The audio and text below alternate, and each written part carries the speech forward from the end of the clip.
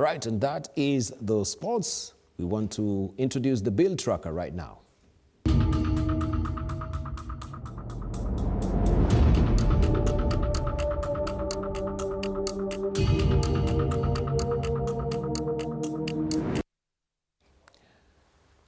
Now tonight on the bill tracker we spotlight a crucial piece of legislation that could reshape Kenya's fight against corruption, the Conflict of Interest Bill 2023. Touted as a game changer in public accountability, the bill promises to draw clear boundaries between private interest and public duty. But just as momentum was building, a political twist happened. Senators have blamed or slammed the brakes on the process, seeking more time to review President Ruto's reservations. The president had sent the bill back to Parliament, objecting to changes that, in his view, weakened its core intent. So, the abiding question is, what's really at stake? From controversial clauses dropped by lawmakers to public outrage from anti-graft watchdogs, we'll break down the key points, the politics behind the delay, and why this bill could be a turning point or a missed opportunity in the war on corruption. Now, here's what you need to know. Well, we're looking first of all at the objectives. First, that is, we have this bill. It is meant to prevent corruption by prohibiting public officers from doing business with government entities. If we may just have the graphics, ensuring transparency through regular wealth declarations, creating strong legal safeguards against conflict of interest. And also, we have the current status. Senate, as I've mentioned, delayed debate on President Ruto's reservations, extending from 14 to 45 days. And the new deadline now will be July the 8th, 2024. Original bill amended and weakened by Senate before reaching, of course, the president, and that's why it went back there. And the president had reservations, opposed 12 clauses that were amended, deleted as well by the Senate, and wants to reinstate strong anti-graft provisions. And maybe just to give you a lowdown on what really these clauses are, we have clause 19. The issue at hand is it is prohibiting public officers from securing government tenders. Why does it really matter? Well, deletion will permit self-dealing and manipulation of tender processes. Also, we do have clause 20, if you're not intimately familiar with it, restricting public officers from owning interest in companies doing business with government entities. Now, why it really matters, it is because it allows concealed personal interest and public contracts.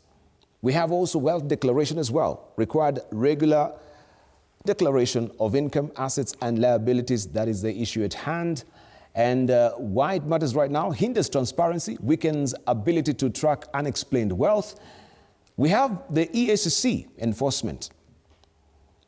That is one of the clauses as well. Gave the EACC enforcement authority over the bill. Now, why it matters? Shifting oversight to internal offices raises conflict of interest concern. We have also the post-exit restriction, prevented former public officers from using inside information or rejoining firms they regulated. Why it does really matter? It allows leveraging of public position for personal benefit after office. We have also dual employment clause, required prior approval before engaging in other gainful employment, and removing this allows conflict of duty and misuse of public time as well as resources.